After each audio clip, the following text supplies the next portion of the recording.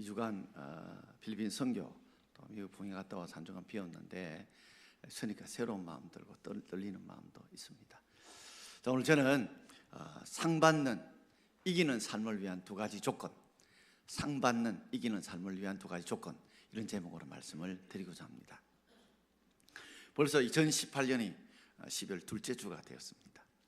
세상 사람은 12월 되면 한 해를 마무리한다고 회식하고 송년회 한다고 그렇게 분주하게 흥청망청 다니지만 우리는 이 한 해를 결산하는 12월이 돼야 되지 않겠습니까? 내가 신앙생활을 어떻게 했는지 한번 돌아보고 결산하고 나의 삶을 내가 얼마만큼 믿음으로 성실하게 살았는지, 내가 이루고자 하는 목표에 내가 얼마만큼 도달했는지 한번 자신을 돌아보고 점검하는 그런 12월이 되었으면 좋겠습니다. 이 점검하는 시간이 있어야 또한 우리가 2019년도를 어떻게 우리가 믿음으로 잘 살아갈 것인가 계획할 수도 있고, 그래서 2019년가 더 알차게 보람있게 우리가 살아갈 수 있는 좋은 기회가 되리라고 생각합니다. 종종 인생을 마라톤에 비유하기도 하지만 저는 자동차 경주에 비유하고 싶습니다. 우리가 자동차를 타고 우리가 인생의 어떤 목적지를 가려고 할 때에 그때 어떤 때는 자동차 잘 수리가 되지 않으면 차 사고가 나서 원하는 목적지에 갈 수 없게 되고, 어떤 때는 장애물이나 또는 사람이나 환경에 사고가 나서 주저앉아 버릴 때도 있습니다. 차가 잘 움직이려고 하면 두 가지가 잘 이루어져야 되죠. 하나는 차를 앞으로 가게 만드는 그런 엑셀레이터, 가속 페달이 잘 밟을 때마다 잘 나가야 되겠고, 또 한 가지는 차가 잘 나간다고 되는 것 아니지 않습니까? 커브길이 있거나 또는 비탈길이 있으면 브레이크를 밟아야 할 때 잘 밟아줘야 사고가 나지 않는 것처럼 우리 인생길에도 달려야 할 때를 달리고 밟아야 할 때를 잘 밟아야 우리가 원하는 삶의 목적지에 뜻을 이루는 데에 도달하지 않겠습니까? 저는 행복을 이렇게 생각합니다. 행복이란 주님이 이끄시는 대로 행하는 자에게 오는 복이 바로 행복이라고 생각합니다. 그런 의미로 우리가 2018년 돌아보면 정말 주님이 이끄신 대로 행했는지, 정말 행했다면 복이 오실 건데 그런 복을 우리가 잘 점검해보고 또 새해도 그런 복을 받기 위해 힘쓰기 위해서는 저와 여러분 되기를 주의 이름으로 축원합니다. 오늘 본문에는 우리가 상 받고 이기는 삶에 대한 두 가지 조건을 설명해 놓고 있습니다. 자, 첫 번째, 우리가 상 받고 이기는 삶을 위해서는 다름질하라, 이거는 가속하라, 달려라 이 말이거든요. 고린도서 9장 24절 말씀을 우리 함께 읽어보겠습니다. 운동장에서 다름질하는 자들이 다 달릴지라도 오직 상을 받는 사람은 한 사람인 줄을 너희가 알지 못하느냐. 너희도 상을 받도록 이와 같이 다름질하라 그랬습니다. 운동장에서 다름질한다는 것은 달리는 거예요. 걷는 것이 아니라 빨리 달리는 것입니다. 그런데 많은 사람들이 출발선에서 출발을 해서 함께 달리지만 그러나 상 받는 사람은 뭐라고요? 한 사람뿐이다. 지금은 한 사람 아닙니다. 보통 우리가 학교 운동회 하면 뭡니까? 1등, 2등, 3등 도장 찍어주면 상 줍니다. 또 큰 경기에는 어떻게 해요? 금메달, 은메달, 동메달을 줍니다. 당시에 이 고린도에서 4년마다 있는 이스마인 경기장에서는 또 올림픽 아테네 경기에서는 보면 월계관을 씌워주거든요. 그러나 이거는 한 사람의 월계관을 씌워주니까 승리자에게 주는 상과 같습니다. 그럼 뭐 달리는 사람은 반드시 열심히 달려야 됩니다. 왜요? 상을 받기 위해서. 그 모습을 보고 오늘 바울은 우리에게 말씀하고 있습니다. 너희도 주님이 상 주실 것을 바라보고 열심히 달려야 된다. 열심히 달려야 된다. 여러분, 2018년도를 한번 돌아오면서 내가 설렁설렁 걸으면서 살아오지 않았는지, 열심을 내지 못하고 최선을 다하지 못하고 열정을 품고 신앙생활하고 내 목표를 향해 달려가고 그렇게 살지 못하고 그저 설렁설렁 걸어가며 앞뒤 쳐다보면서 살아왔다면 우리 2018년 12월에는 다시 한번 우리가 상을 얻기 위해, 하나님께 상을 얻기 위해, 여러분이 꿈꾸고 있는 그 꿈의 상을 얻기 위해서 열심히 다름질할 수 있는 여러분 되길 바랍니다. 상이라고는 목표가 있어야 달릴 수 있는데 꿈이라고 하는 상이 있어요. 하나님 응답의 상이 있어야 우리가 달릴 수 있는데 그 상을 받고자 하는 그런 열정이 없다면 다름질이 되지 않는 것입니다. 오늘 우리가 열심을 내지 못하고 최선을 다하지 못하고 살아오진 않는지, 예배 늘 드리지만은 오늘이 마지막 예배일 수도 있잖아요. 그러니 오늘이 정말 마지막 예배를 드리고 오늘 말씀을 통해서 사람의 말로 받지 않고 하나님의 말씀으로 받음으로 이 말씀을 통해 오늘 내게 주신 하나님의 음성을 듣고 세상이 힘들고 지치는 가운데 이 말씀 붙들고 새 먹고 살아가고자 하는 그런 열정을 품고 예배를 다름질하듯이 그렇게 열심을 품고 우리가 하나님 말씀 듣고 기도하고 찬양할 수 있고 섬기고 봉사할 수 있는 저와 여러분 되기를 주의 이름으로 축원드립니다. 에디슨 발명왕은 그가 했던 유명한 말이 있잖아요. 천재는 1%의 영광과 그리고 99%의 노력으로 이루어진다 그랬습니다.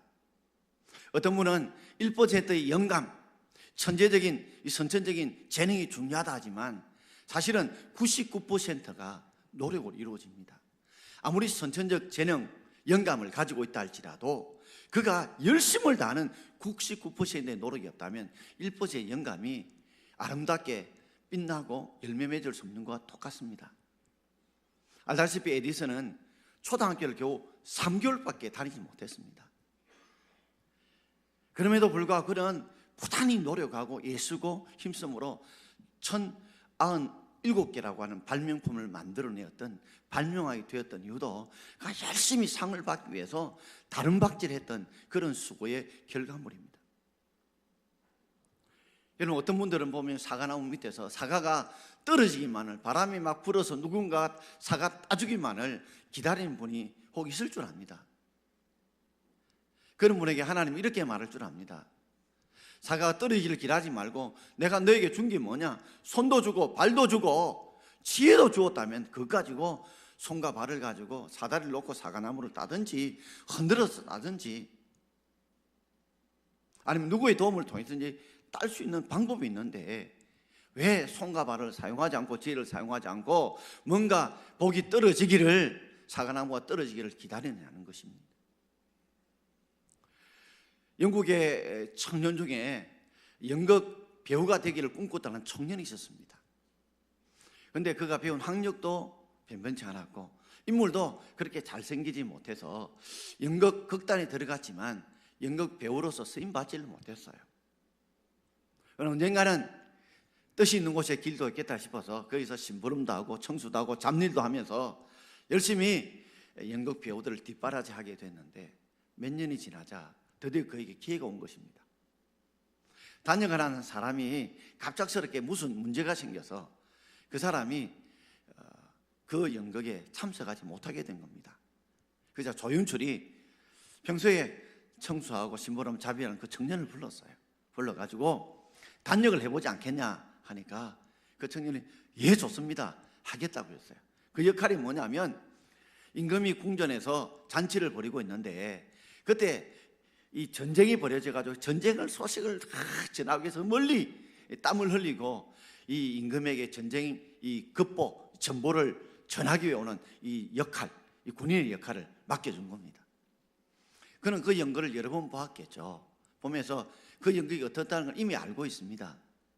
그러나 그가 주어진 그 기회를 그가 놓치지 않기 위해서 어떻게 하면 내가 다름질하듯이 열심을 해서 내가 이 짧은 정말 대화도 없고 그저 한 카드밖에 안 되지만 어떻게 열심을 다해볼까 그가 생각하다가 그는 한 그 동료에게 내가 혹시 들어갈 차례가 되기까지 내가 밖에서 열심히 땀 흘리고 할 테니까 나에게 그 때를 좀 꼭 알려달라 했습니다. 그리고 연극하는 그 뒤편에 가서 계단을 오르락 내려가면서 막 뛰었어요. 왜냐하면 이 전쟁을 소식을 저는 먼 곳에서 달려와야 되지 않겠습니까? 그러기 위해서 진짜 막 열심히 계단 오르락 내려가고 이 로비를 왔다 갔다 하면서 열심히 뛰었어요. 그래서 동료가 왔다 지금 너가 들어갈 차례가 되었다. 아니나 다를까 수십 분 동안 열심히 뛰고 애쓰다 보니까 땀이 비오듯이 오고 그리고 숨이 턱까지 찹니다.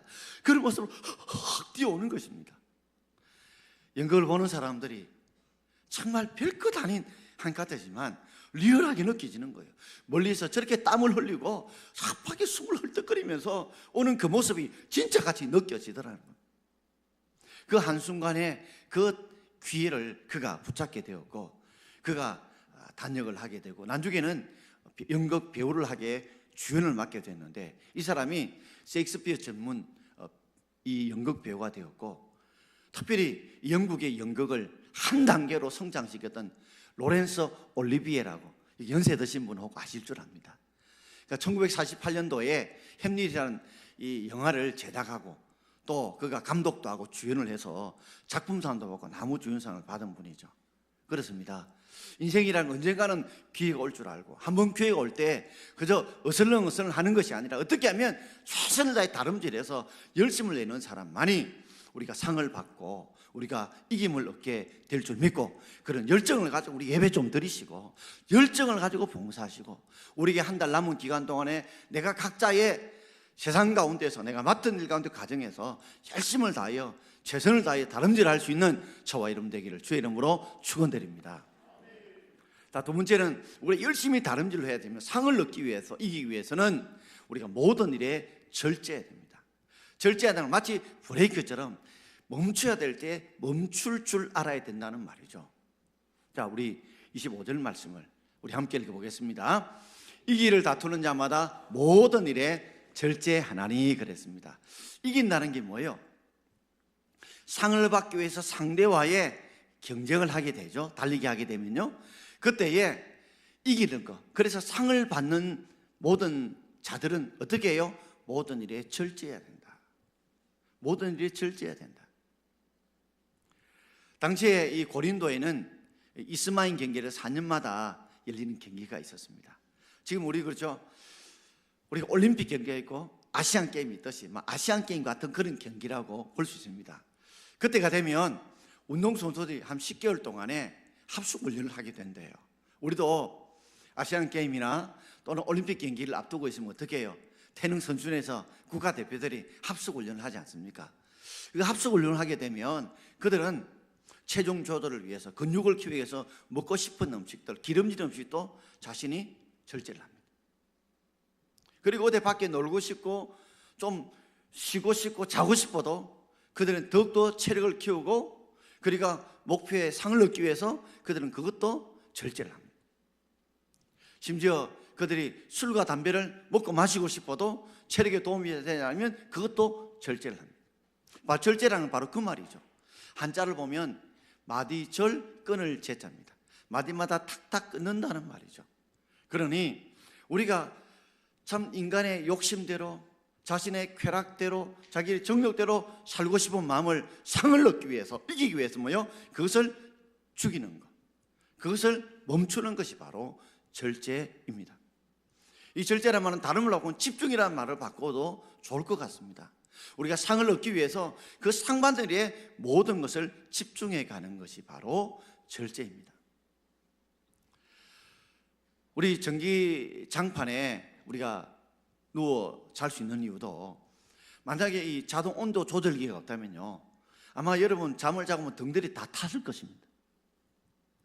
옛날에 우리 그게 나무를 띄워가지고 이렇게 불을 피울 때 보면, 그 부뚜막에 이 불을 피우다 보면 장판이 완전히 새까맣게 또 누를 때가 있잖아. 왜? 조절이 안 되면. 우리가 전기장판에 이렇게 자고도 이렇게 올 수 있는 이유는 조절을 해주기 때문에 그래요. 전기밥솥에도 이 조절기가 없다면 어때요? 밥이 새까맣게 탁 겁니다. 조절기 있으니까 우리가 밥을 떠먹고 나중에 보온이 되어서 항상 밥을 먹을 수 있는 것과 똑같습니다. 그 원리가 바이메탈 원리죠. 두 전극이 이렇게 붙어 있다가 이 온도가 많이 올라가면 한 전극이 뭡니까? 이렇게 휘어집니다. 그러면 전극이 뭐요? 끊기는 거예요. 그래서 이 열이 전달되지 않아서, 전기가 전달되지 않아서 열이 그 온도를 맞추게 되고, 또 식으면 또 붓고, 이렇게 자동 온도 조절을 해주므로, 그죠? 이게 전기 장판에 누워도 우리가 안전하게 따뜻하게, 또 전기밥솥을 통해서 밥을 언제나 먹을 수 있는 것처럼, 이 절제라는 말은 자기 조절입니다. 자기를 잘 조절하는 사람만이 바로 이기는 자, 그리고 상을 얻는 자가 될 수 있다는 말이죠. 모든 일이 절제해야 됨에도 불구하고 오늘 바울은 특별히 두 가지를 절제해야 된다고 우리에게 말씀하고 있습니다. 첫 번째는 바로 목표에 대한 절제가 있어야 합니다. 여러분, 사람은 절제를 할 때 목표에 대한 절제가 있어야 돼요. 자, 25절 하반절을 우리 함께 읽어보겠습니다. 그들은 썩을 승리자의 관을 얻고자 하되 우리는 썩지 않을 것을 얻고자 하노라. 그들은 누굽니까? 운동 선수들은 썩을 승리자의 관, 바로 월계수 관이죠. 월계는 처음에는 싱싱합니다. 그러나 시간이 지나면 수분이 다 날아가게 되고 그럼 말라버리죠. 말라면 퍼석하게 되고 나중에 되면 썩어버립니다. 세상에 얻을 수 있는 이런 승리의 관들은, 영광들은요, 시간이 지나면 다 썩어버립니다. 말라버립니다. 세상의 영광들은 마치 거품처럼 때가 지나면 다 사라지고 없어지게 됩니다. 우리가 죽게 되면 세상에 누렸던 모든 걸 다 두고 가게 됩니다. 그러나 우리는, 그리스도인들은 썩지 않을 것, 썩지 않을 승리자의 관을 우리는 얻고자 합니다. 바로 하나님께서 우리 주신 상이죠. 히브리 11장에 보면 믿음으로 사는 자에게 주시는 그 상들이 받은 자들 이름이 기록되어 있듯이 우리가 하나님 나라에 올라갔을 때도 하나님께서 우리에게 주실 상들은 변하지 않습니다. 썩지 않습니다. 우리는 하나님이 주실 그 상을 바라보고 오늘도 열심히 목표를 향해서 달려갈 수 있는 저와 여러분 되기를 주의 이름으로 축원합니다. 그래서 오늘 바울은 달리기의 비유와 또 권투의 비유를 통해서 이렇게 말씀하고 있어요. 자, 26절 말씀을 함께 읽겠습니다. 그러므로 나는 다름질하기를 향방 없는 것 같이 아니하고 싸우기를 허공을 치는 것 같이 아니하며.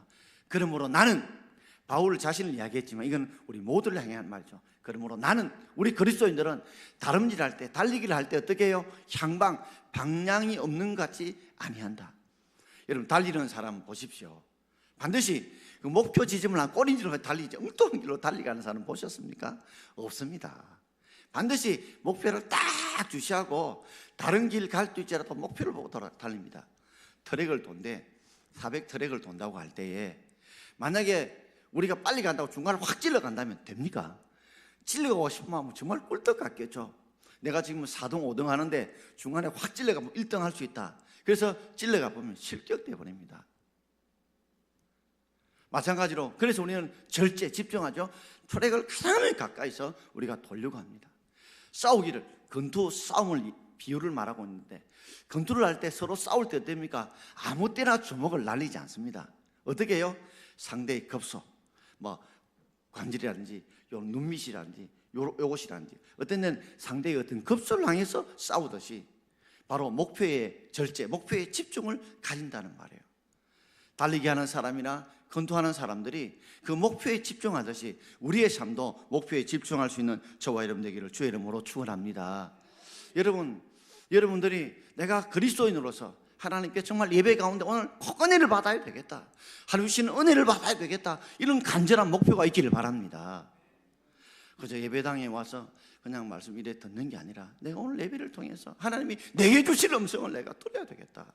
나를 통해 하나님이 무엇을 원하시는지 들어야 되겠다. 하나님의 은혜를 받아야 내가 믿음으로 살아갈 수 있다. 이런 간절한 마음에 열망을 가지고 그 목표에 집중해야 우리가 그 상, 하나님의 응답과 주시는 은혜와 능력을 받게 될 줄 믿습니다. 맹수를 조련하는 사람들이 보면 보통 세 가지를 가지고 이 사자나 호랑이 같은 맹수를 조련한다고 그래요. 하나는 총, 하나는 재직, 하나는 네 발이 있는 의자라고 합니다. 총을 하면 한 번씩 총을 쏴서 맹수를 놀라게 만들어서 이 조련사가 얼마나 무서운 사람을 깨닫게 하고 재직을 때림으로 그로 하여금 그를 기죽게 만들어, 맹수들을. 그런데 총과 재직은 이해가 되는데 네 발 달린 의자는 어떻게 그게 필요하냐 싶은데, 여러분, 호랑이나 사자들이 보면 짐승을 사냥할 때 어디를 묻디까? 목표를 어디로 묻디까? 목젖을 묻습니다. 그죠? 이게 동물의 왕국을 안 보셨습니까? 보시면 항상 은퇴 안 묻습니다. 정확하게 목젖을 물어납니다. 물론 사자나 여러 짐승들이 함께 사냥하다 보면 목젖도 물고 다른 데도 물지만 제일 한 사람 1대1로 사냥하면 항상 목젖을 묻습니다. 그래서 숨통을 끊어놓아서 사냥을 하게 돼요. 목표를 정확하게 잡는 거예요. 그러니까 맹수를 갖다가 이 네 발로 의자를 딱 주면요, 의자를 이렇게 돌려보면 의자가 네 개니까 어디가 목젖인지 자꾸 찾는 거예요. 이래 막 찾아 집중해서 주의력이 흩어지면 신경이 맘대로 잡아진답니다. 그래서 네 발란 의자를 통해서 맹수로 하여금 주의력을 흐트리게 만들고 집중하지 못하게 해서 맹수의 그 사냥 능력을 약화시킨다는 거예요. 여러분, 우리가 2018년 11월 돌아오면서 우리가 정말 하나님께 상 받기 위해서 여러분이 목표를 향해서 그 목표를 계속 주시하고 그것을 계속 바라보고 왔나요? 바라보지 않았다면 우리 11월 한 달 동안에 우리가 다시 한번 우리의 목표에 집중할 수 있는 저와 여러분 되길 바랍니다.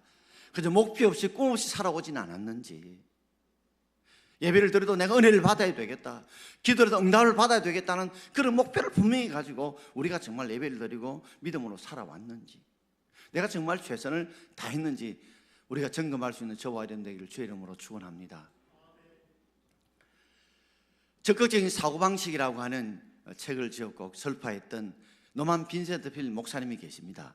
그분이 1993년에 돌아가셨는데, 그분이 하루는 후두염이 심하게 아파가지고 친구 의사를 찾아갔습니다. 보통 이제 목회자가 자신의 이런 힘든 이야기를 참 평시동에 말하기 힘든데, 친구니까 내가 지금 목젖이 이래 후두가 너무 아파가지고 찾아왔다고 하니까 그 친구 의사가 이렇게 말합니다. 너 요새 무슨 걱정 근심이 많나? 그러자 노만 빈센트 필 목사님이 자기 속마음을 털어놓았습니다. 요새 걱정 근심이 많다. 무슨 걱정 근심이 많노? 하니까 목사가 뭐 특별히 걱정 근심이 있겠노? 설교하는 거지. 주일 되면 내가 어떤 말씀을 어떻게 전해야 될까? 그것 때문에 다 고민이 많다, 걱정이 많다. 그리고 신방하게 되면 어느 집에 가서 무슨 말씀을 전해야 될까? 이거 걱정이 많이 된다. 그러자 친구였던 평시였던 의사가 노만 빈센트 필 목사님께 이렇게 충고하는 겁니다. 문제에 집중하지 말고 하나님께 집중해라.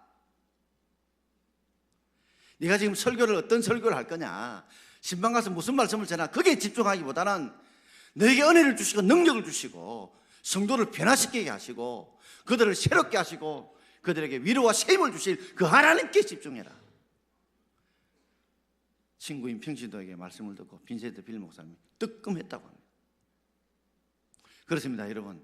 우리 삶에 우리에게 은혜를 주시고 능력을 주시고 생사복을 지고 계시고 주실 분은 우리 하나님 줄 믿고 그분께 우리가 집중할 수 있기를 바랍니다. 우리가 아무리 눈물을 흘리며 씨를 뿌리도, 울며 씨를 뿌리도 우리가 기쁨으로 거두기 위해서는 우리가 일찍 자고 늦게 누워도 수개떡이 헛될 수 있습니다. 왜냐하면 우리가 집을 세우고 싶어도 하나님이 세워주셔야 되고, 우리가 아무리 성을 지켜도 파수꾼이 깨있어도 하나님이 지켜주셔야 될 줄 믿습니다. 그러므로 우리 하나님께 우리가 목표를 바라보고 집중하는 저와 여러분 되기를 주의 이름으로 축원합니다. 자, 또 한 가지, 우리 모든 일이 절제해야 되는데 특별히 목표에 절제에 집중해야 되고, 또 한 가지는 자기의 절제, 자기의 집중을 해야 합니다. 자, 우리 27절 말씀을 우리 함께 읽어보겠습니다. 27절입니다. 내가 내 몸을 쳐 복종하게 하면 내가 남에게 전파한 후에 자신이 도리어 버림을 당할까 두려워함이로라. 저는 이 말씀을 늘 가슴에 새깁니다. 그리고 이 말씀을 늘 제가 붙들고 기도하는 제목 중에 하나입니다. 바울은 그가 열심히 다름질을 하고, 그리고 그가 향방 없는 같이 달리지 않고 허공을 치는 같이 싸우지 않은 이유는 목표에 대한 반드시 집중, 절제가 있어야 목표를 이루게 되는데, 그러나 이걸 이루기 위해서는 자기 절제, 자기 집중이 필요하다는 겁니다. 자신은 버림받을 수 있다는 이 두려움, 선한 두려움을 가지고 있었습니다. 자신이 버림받을 수 있는 이 선한 두려움을 가지고 있었어요. 저는 목사인 저뿐만 아니라 우리 중직자들, 우리 모든 성도님들이 다 이런 선한 두려움을 가져야 될 줄 믿습니다. 자, 이렇게 말하고 있죠. 내가 바울 자신이 자기 몸을 쳤다. 이 친다는 말은요, 바로 원문 뜻은 이 눈 밑에 이 급소를 챈다는 거죠. 사람이 급소를 맞으면 어떻게 돼요? 사람이 힘을 못 씁니다. 힘없이 자빠집니다. 왜 자기가 자기 몸을 쳐야 될까요? 그 이유는 복종하기 위해서입니다. 이 복종이라면 노예를 데려오다 노예를 길들인다는 말이거든요. 그러니까 주인 되신 하나님 앞에 내가, 내 몸이, 내 삶이 하나님께 복종하기 위해서는 어떻게 해요? 내가 내 몸을, 내 급소를 쳐야 된다는 거죠.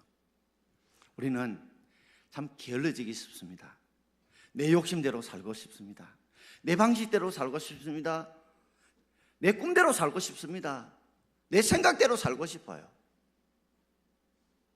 우리가 하나님이 원하시고 기뻐하는 뜻보다는 내 욕심, 내 생각, 내 쾌락, 내 주장대로 살고 싶어요. 바울도 그 속에 거기 있었어요. 이걸 죽이는 게 뭐냐? 내가 내 몸을 뭐요? 내가 치는 거예요. 급소를 쳐서. 그래서 뭐요? 주님의 말씀에, 주님의 명령에 내가 복종하겠다는 거죠. 왜 이렇게 복종하려고 했습니까? 그렇지 않다면 내가 남에게 전파한 후에 뭘 전파합니까? 복음을 바울이 전한 거죠. 이 전파한다는 원문의 뜻은 당시에 운동 경기자들이 어떻게 운동 경기를 이렇게 합니다고 설명해 주는 사람들, 또 코치와 같은 사람이 이렇게 해야 너희들이 운동을 잘할 수 있다 설명하고 지도해 주는 사람들을 표현할 때 이 전파라는 말을 썼어요. 그러니까 바울이 복음을 전하면서 어떻게 해야 너희들이 구원을 받을 수 있고, 어떻게 하나님 앞에 기도의 응답을 받고, 어떻게 상반 인생이 될 것에 대해서 가르치지 않았겠습니까? 복음을 전파하지 않았겠습니까? 그런데 바울이 자기 몸을 자기가 치지 않으면 나중에는 뭐요? 그 사람들에게 어떻게 된다고요?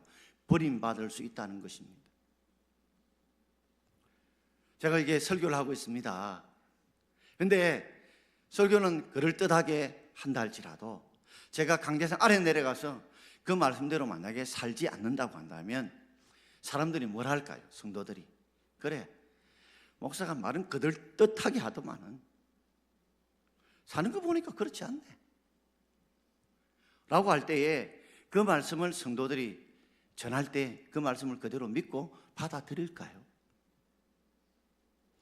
우리가 중직될 때는 다 3분의 2 이상의 표를 받았습니다. 정말 쉽지 않았어요. 그때는 새벽 기도도 나오고 주일 오후도 수요일도 금요일도 나왔습니다.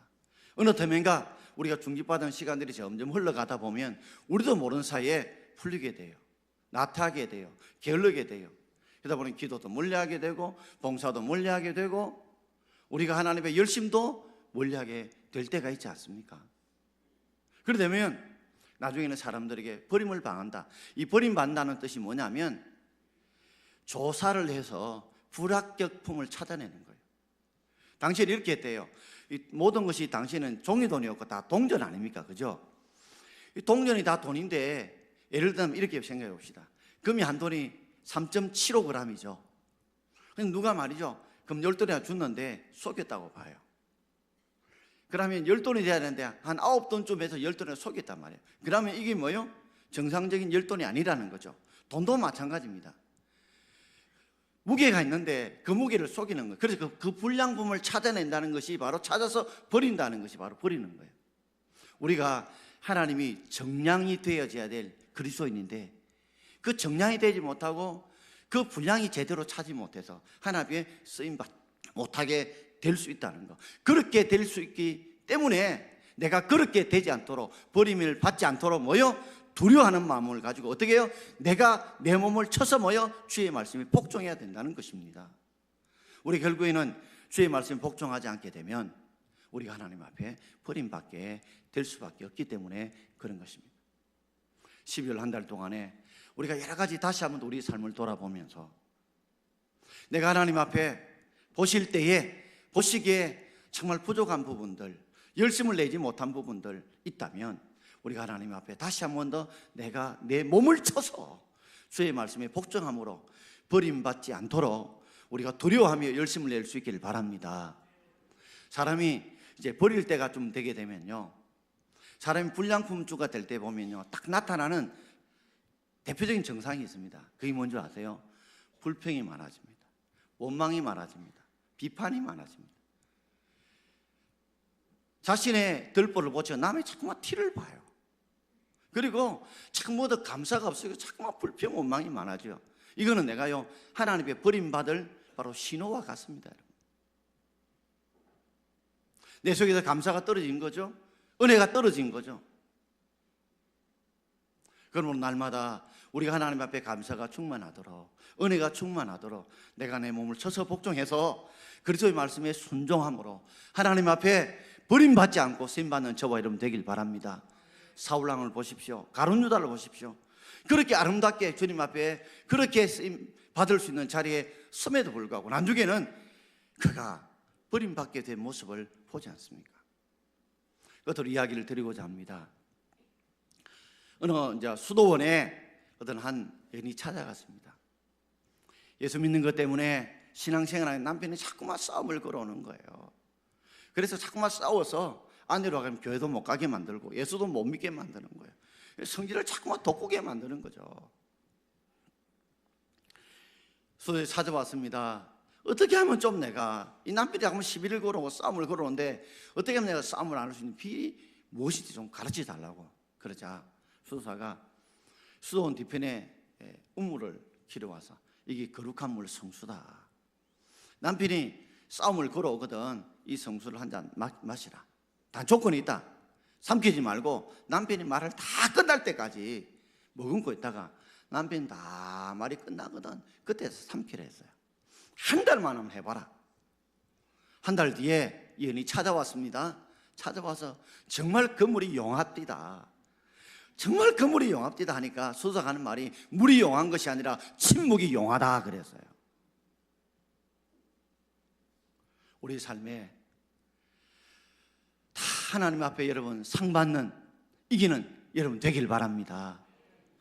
그러기 위해서는 우리가 열심히 달려야 됩니다. 정말 최선을 다해서 예배 가운데 은혜 받고 봉사 열심을 내야 돼요. 여러분 맡은 일에 최선을 다해야 돼요. 다름질 하셔야 됩니다. 그리고 밟을 때 있어야 돼요. 브레이크를 밟아야 돼요. 목표에 절제, 집중해야 됩니다. 딴 거 쳐다보지 마시고 하나님 우리에게 상 주신 거, 하나님 우리에게 주셨던 사명이 무엇인가를 바라보고 뜻이 무엇인가를 바라보고 우리가 그게 집중해야 돼요. 뿐만 아니라 우리가 버림받을 수 있는 줄 알고 어디를 쳐요? 누가 쳐요?